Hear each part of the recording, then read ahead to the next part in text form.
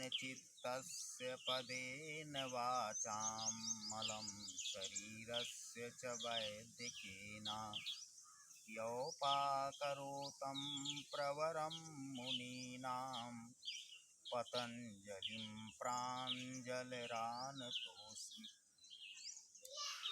नमस्कार, सुप्रभात, good morning साथियों। हमारे आयुर्वेद के ऋषियों को पहले से पता रहा होगा कि आने वाले समय में खाद्य पदार्थों में मिलावट होंगी, तभी तो उन्होंने पहले से ही सावधान कर दिया था और योग को आयुर्वेद से जोड़ दिया था। आयुर्वेद और योग का बहुत ही गहरा संबंध है, जबकि हम योग को आयुर्वेद से बिल्कुल अलग करके उसकी व्याख्या करते हैं। और यदि हम अपने ऋषियों के लेख में जाएं, देखें, तो उन्होंने स्पष्ट लिखा है कि योग आयुर्वेद एक दूसरे की से अलग नहीं है कभी। इसलिए आप पाएंगे कि हर योग गुरु चैलेंज करता है कि यह योग करो, यह बीमारी दूर होगी, यह योग करो, यह बीमारी दूर होगी। जबकि योग सिर्फ बीमारी दूर करने का कोई तरीका नहीं है, यह एक आध्यात्मिक साधना है। और आध्यात्मिक साधना के लिए साधना की जो पहली सीढ़ी है वो आहार शुद्धि है। आहार शुद्धि, सत्व शुद्धि। करहि आहार साक फल कंदा, सुमिरहि ब्रह्म सच्चिदानंदा। यानी कि आहार साधना की पहली सीढ़ी है। तो आहार शुद्धि बहुत आवश्यक है, तभी हमारा योग फलित होगा। यदि हम महर्षि पतंजलि के अष्टांग योग पर दृष्टिपात करें तो उसमें यम, नियम ये इसी से संबंधित हैं कि हम क्या करें, क्या ना करें। यानी कि और आयुर्वेद भी पथ्यापथ्य पर ज़्यादा जोर देता है। पथ्यापथ्य का मतलब क्या हुआ कि हम क्या खाएं और क्या ना खाएं। तो साथियों, आज हम फोकस करने वाले हैं कि हमारे किचन में 3 सफ़ेद चीज़ें जो हैं वो एक धीमा जहर हैं। तत्काल तो उनका प्रभाव नहीं होता है, लेकिन धीरे धीरे वो हमारे शरीर के अंदर के अंगों के साथ आघात करती हैं और व्याधियां पैदा करती हैं। तो आज हम आपको बताएंगे कि वो 3 चीज़ें कौन सी हैं जो हमारे किचन में रहकर और हमारी दुश्मन।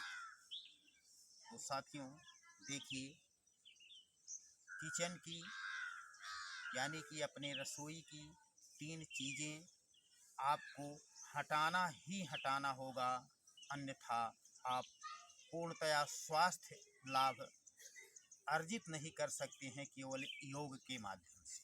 और उसमें से पहली चीज़ है साथियों, हमारी रसोई में चीनी। चीनी आप देखेंगे तो ना तो गन्ना सफ़ेद होता है और ना गन्ने का रस ही सफ़ेद होता है, और जो उससे गुड़ तैयार किया जाता है वो भी सफ़ेद नहीं होता है।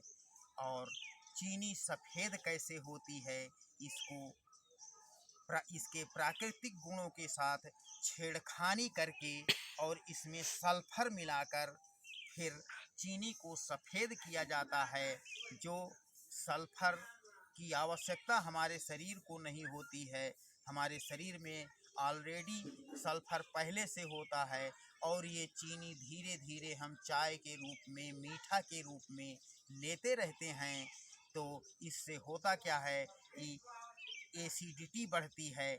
और हम आपको ये भी बता दें कि देखिए, चीनी अम्लीय है और अम्ल हमारे पेट के अंदर पहले से भी बनता रहता है।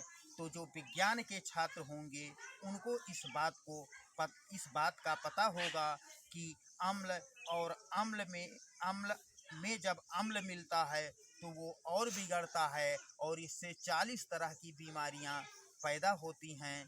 जबकि गुण हमारा वो क्षारीय है और जो साइंस के स्टूडेंट हैं उनको पता होगा कि जब हम अम्ल में क्षार मिलाते हैं तो वो न्यूट्रल हो जाता है। तो इसलिए आप लोग पहला काम चीनी के जगह पर गुड़ का प्रयोग करें, इसको रसोई से हटाएं। और जो दूसरी चीज़ हमारी है वो है नमक। नमक समुद्र से आता है, तैयार किया जाता है, जिसको फिर उसके प्राकृतिक गुणों से और समुद्र का पानी से लेकर कोई भी चीज़ हमारे शरीर के अनुकूल है ही नहीं। और वो नमक जो हम आयोडीन युक्त नमक खाते हैं वो भी कहीं हमारे शरीर के अनुकूल नहीं है, क्योंकि वो भी आर्टिफिशियली तैयार किया जाता है। और आपको एक बात और बता दें नमक के विषय में, हमारे परम आदरणीय स्वर्गीय राजीव दीक्षित जी ने इसका नमक का लैब में देकर प्रैक्टिकल करवाया था। एक दोनों नमक, सेंधा नमक और ये साधारण आयोडीन युक्त नमक जो हम खाते हैं, तो सेंधा नमक में 94 यानी कि 94 माइक्रोन्यूट्रिएंट्स पाए गए थे और इसमें मात्र 4 माइक्रोन्यूट्रिएंट्स पाए गए थे। तो इसलिए ये नमक भी जो हम खाते हैं ये हमारे अनुकूल नहीं है, ये हमारे स्वास्थ्य को बिगाड़ता है। तो इसलिए हम चाहेंगे कि आप लोग अपने रसोई से ये आयोडीन युक्त नमक हटाकर और सेंधा नमक का प्रयोग करें, क्योंकि अगर स्वास्थ्य है तो सब कुछ है इस दुनिया में।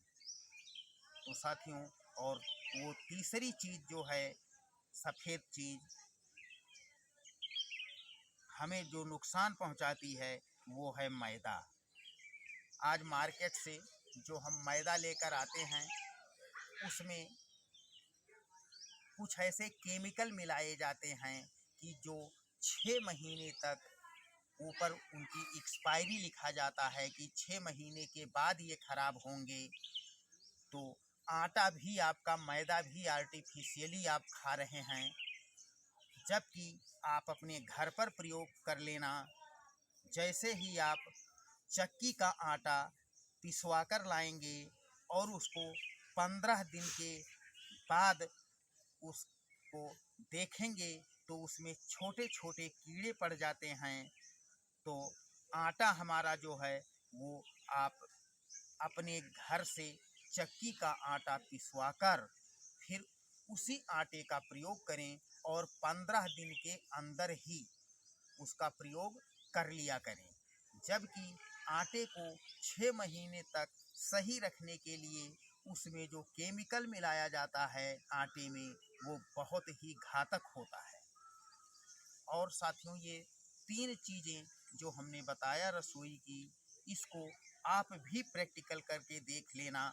आप अपना नमक और चीनी, नमक की जगह पर सेंधा नमक और चीनी के जगह पर गुड़ का प्रयोग मात्र 1 हफ्ते करके देख लीजिए। 50% बीमारियां आपकी वैसे दूर हो जाएंगी और आप बहुत हल्कापन और ताजगी महसूस करेंगे। उसके बाद में साथियों, एक चीज़ मैं और आप लोगों से आग्रह करना चाहूँगा कि एक चीज़ रसोई से और आप अपने बाहर कर दें, वो है रिफाइंड तेल। रिफाइंड तेल देखिए, हमारे महर्षियों को पहले से ही पता रहा होगा। जो 50-60 साल के हैं उनसे आप लोग मिलिए और पूछिए। तो उस समय क्या हुआ करता था, केवल भैंस का और गाय का घी हुआ करता था। तो केवल घी हुआ करता था और शुद्ध सरसों का तेल हुआ करता था। लोग घी खाते थे और शुद्ध सरसों का तेल खाते थे। उसके बाद में फिर आया वनस्पति तेल, डालडा आया, उसमें मिलावट होने लगा, घी में मिलावट होने लगा। तब फिर उसका नाम रख दिया गया घी का देसी घी। उसके बाद में देखा ये गया कि देसी घी में भी मिलावट ज़्यादा से ज़्यादा होने लगा। फिर उसके बाद में घी को लिखा गया, घी के ऊपर अब लिखा जाता है शुद्ध देसी घी। तो इसलिए हर चीज़ों में मिलावटें हो रही हैं। और जो आप आज हमारे किचन में, रसोई में तेल है, मार्केट से जो आप तेल लाते हैं उसमें 5-6 केमिकल डालकर फिर उसको रिफाइंड किया जाता है। और जब वो 5-6 तरह के केमिकल उसमें मिल जाते हैं तो जो उसका नेचुरल प्रॉपर्टी होती है, यानी कि प्राकृतिक गुण होते हैं, तेल वातनाशक होता है। तो जो वातनाशक वो होता है जो उसमें चिपचिपा पदार्थ तेल में होता है, और वो केमिकल रिफाइंड करते समय नष्ट हो जाते हैं, तो वो तेल नहीं रह जाता है, पानी हो जाता है। इसलिए आप लोग शुद्ध कच्ची घानी का तेल ही उपयोग करें अपने रसोई में, क्योंकि ये रिफाइंड तेल, डबल रिफाइंड तेल, ये हमारे सेहत के लिए बहुत घातक हैं। और मैं पूरे विश्वास के साथ कह सकता हूँ कि इन 4 चीज़ों को आप अपने रसोई से बाहर करके देख लीजिए। 1 महीने के पश्चात बिल्कुल आपका स्वास्थ्य उत्तम होगा। और यदि आप इन्हीं चीज़ों का प्रयोग आजीवन करते रहे, लाइफ टाइम करते रहे, तो आपका स्वास्थ्य सर्वोत्तम होगा। आपका स्वास्थ्य सर्वोत्तम हो, इसी शुभकामना के साथ आपसे लेते हैं विदा। अगले वीडियो में पुनः आपसे मुलाकात होगी। तब तक के लिए नमस्कार, शुभ प्रभात, गुड मॉर्निंग।